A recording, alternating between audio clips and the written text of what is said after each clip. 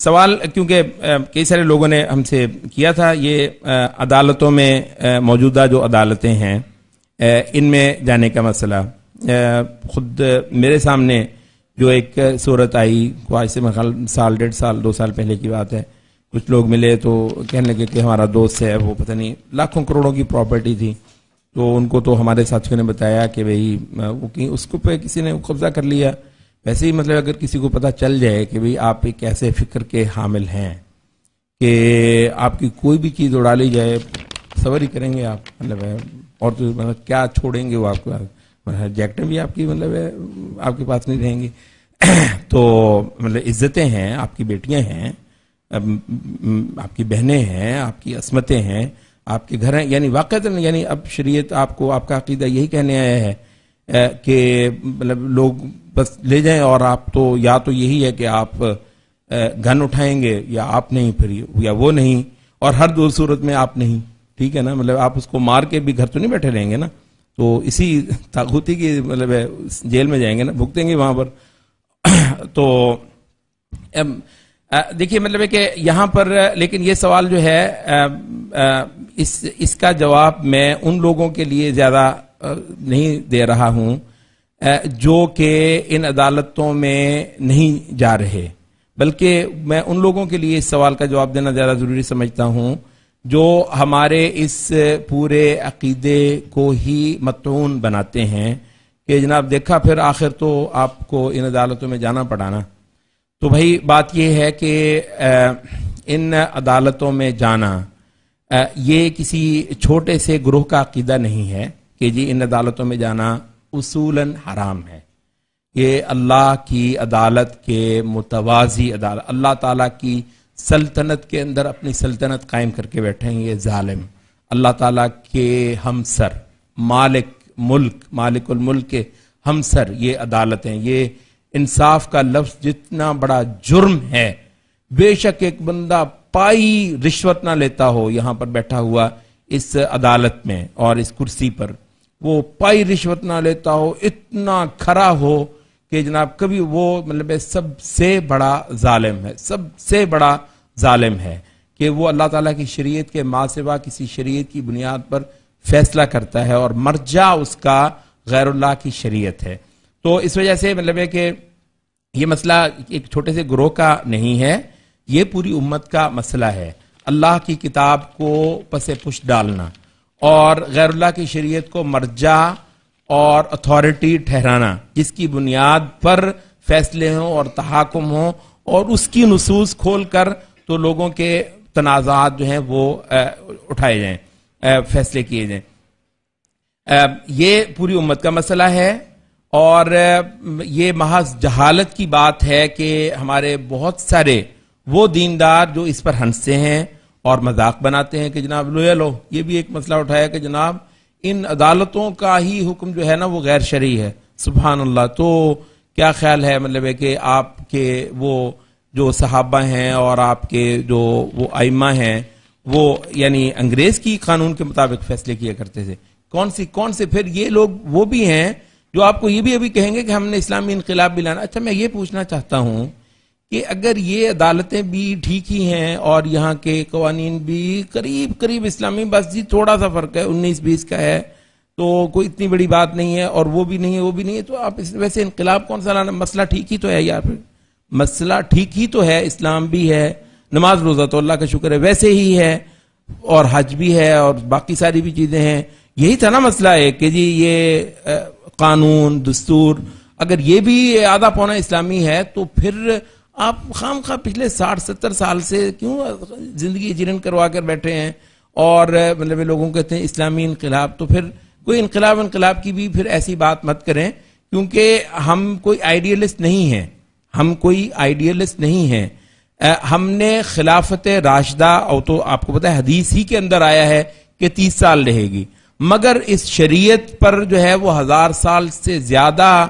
پورے عالم اسلام جو ہے اس شریعت پر چلتا رہا ہے، اس شریعت پر ان عدالتوں کے اندر کوئی اینگلو سیکسن لا نہیں تھا، نہ اس کی جرت تھی نہ اس کی ہمت تھی کہ مسلمانوں کے گھروں میں جس کے آس پاس میناروں سے اللہ اکبر کی آواز آتی ہو وہاں پر عدالتیں بیٹھ کر اینگلو سیکسن لا پر فیصلے کرتی ہوں یہاں کتاب اللہ ہی کا جو ہے نا وہ تھی، ہیبت تھی، اور اسی کی حیثیت تھی کہ فیصلے ہوں گے تو بادشاہ سلامت بھی جو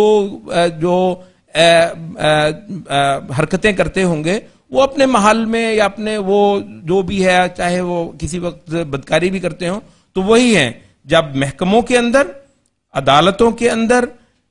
پورے معاشرے کے فورمز پر جب کھلتی ہیں تو قال اللہ و قال الرسول ہی کھلتی ہے. وہ ہمارے جو ائمہ نے جو کتاب اللہ اور سنت سے، رسول اللہ سے جو چیزیں اخذ کی ہیں وہی چیزیں وہاں پر مرجع اور دستور تھیں. تو دستور تو یہی ہوتا تھا.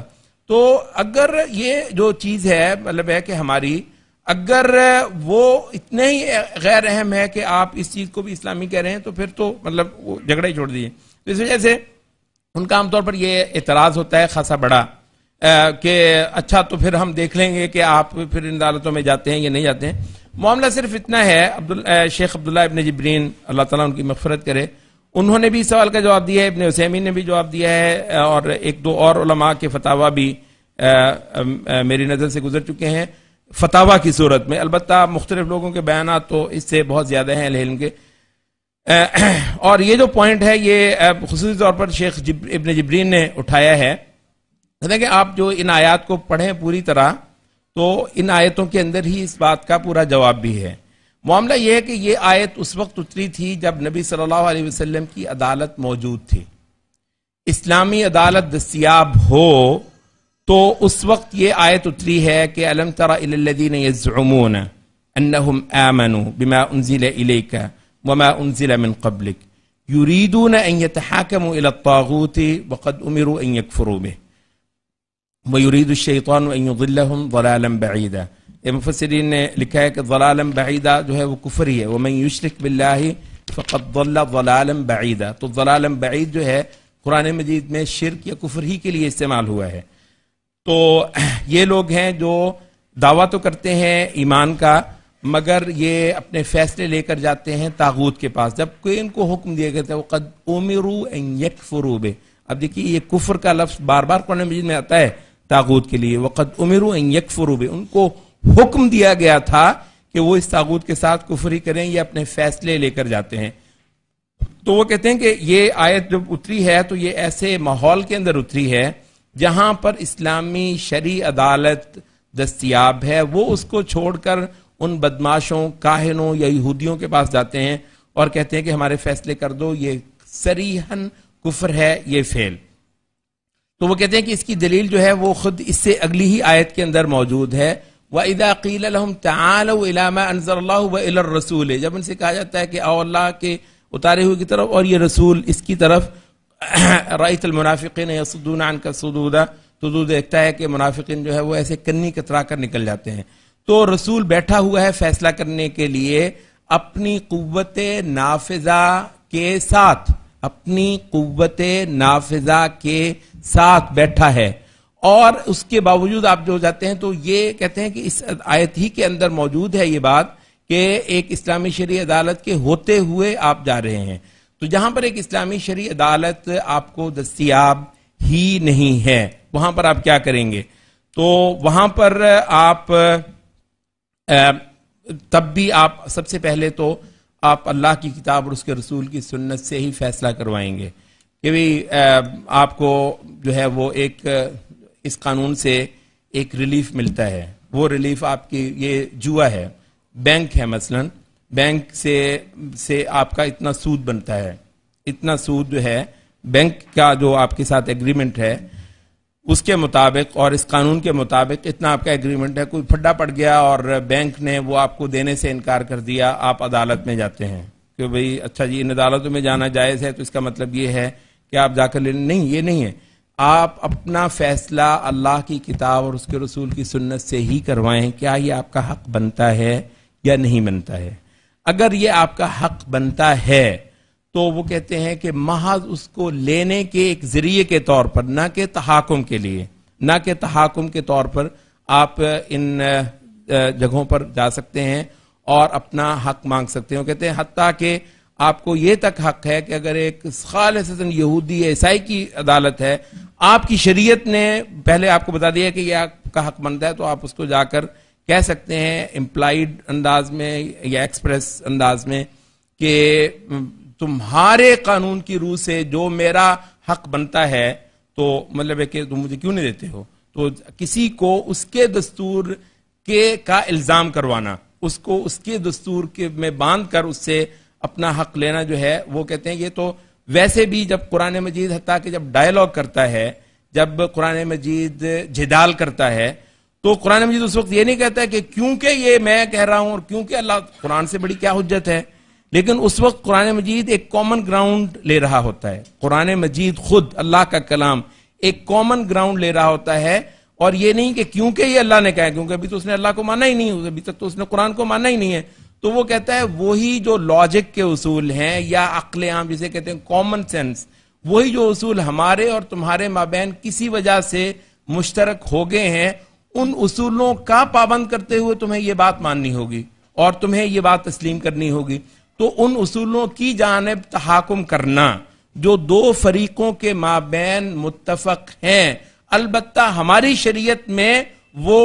سب سے پہلے ہمیں جو دیکھنا ہے وہ یہ کہ ہماری شریعت نے ان کو مانا ہے، تو ایسی چیزوں میں وہ کرنا ہے. لیکن کیا اس کا مطلب یہ ہے کہ ان عدالتوں کا کفر نہ کیا جائے؟ نہیں، ان عدالتوں کا کفر کرنا، ان کے خلاف آواز اٹھانا، اس پورے سسٹم کے خلاف ایک مزاحمت پیدا کرنا اور جتنا ہو سکتا ہے اس کو جو ہے وہ معیوب بنانا،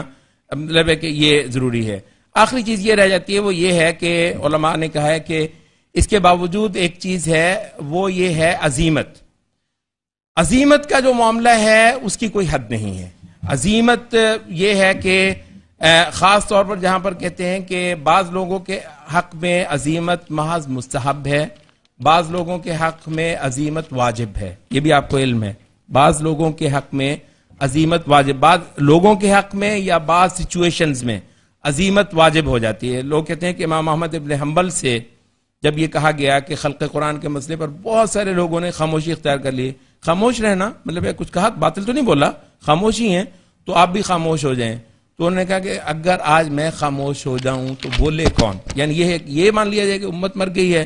تو مطلب ہے کہ میرے حق میں یہ جائز نہیں ہے. تو احمد ابن حنبل جیسے آدمی کے حق میں جائز نہیں ہے کہ وہ خاموش ہو جائے، تو اس کے حق میں عزیمت واجب ہو جاتی ہے. بعض داعی، بعض پرومیننٹ فگرز جو ہیں یہ دعوت توحید کو لے کر چلنے والے، یہ عین ممکن ہے کہ ان کے حق میں یہ چیز جو ہے یہ عزیمت واجب بھی ہو. یہاں پر اگر ایسی مثالیں ہیں اور